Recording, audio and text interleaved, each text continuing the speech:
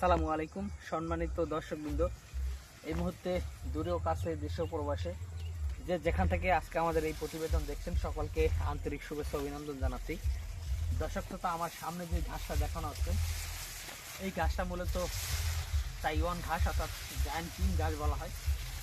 দর্শক শ্রোতা, এই ঘাসটার সবচেয়ে বড় বৈশিষ্ট্য হলো এই ঘাসে জারটা অনেক বড় হয়, প্লাস ঘাসগুলো লম্বাও কিন্তু জারা ঘাসের মতো লম্বাই হয়, কিন্তু জার অনেক বড় হয়। দর্শক, এখানে যে জারটা হবে এখানে কত গুণ ঘাস হবে একবার কাটার পরে তাইওয়ান ঘাসে একটি জারে কি পরিমাণ ঘাস হয়েছে। আর উচ্চতা এখানে আপনার 15 ফিট তো হবেই, 12 থেকে 15 ফিট উচ্চতা লম্বা হবে। এবং একটি জারে এখানে ম্যাক্সিমাম এই জারটিতে আপনার 100-র উপরে চারা রয়েছে।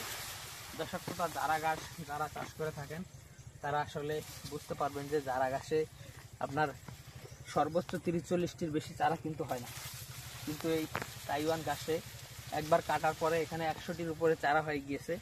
আর ঘাস যথেষ্ট মোটা। আর আমরা এই ঘাসগুলো আমরা যেহেতু কাটিং বিক্রি করি সে কারণে সব ধরনের ঘাসের কাটিংই আমাদের মোটা লাগে, কারণ কাস্টমার চিকন কাটিং নিতে চায় না, সে কারণে মোটা কাটিং দরকার হয়।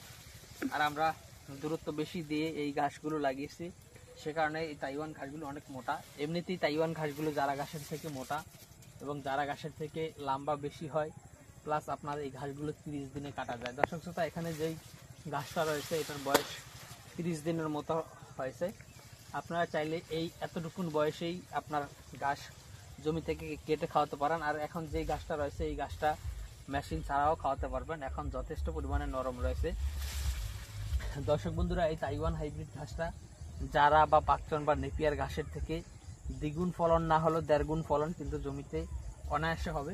তো দর্শক শ্রোতা, আপনি চাইলে এই ঘাসটি চাষ করতে পারেন। শুধু এই ঘাস নয়, আমাদের কাছে সব ধরনের ঘাসের কাটিং বর্তমানে অ্যাভেলেবেল রয়েছে। আপনি চাইলে এই তাইওয়ান ঘাস, আপনি চাইলে স্মার্ট নেপিয়ার অথবা জারা বা গুয়াতিমালা সব ধরনের ঘাসের কাটিং আমাদের কাছে রয়েছে। আপনি চাইলে যে কোনো ঘাসের কাটিংই সংগ্রহ করতে পারেন।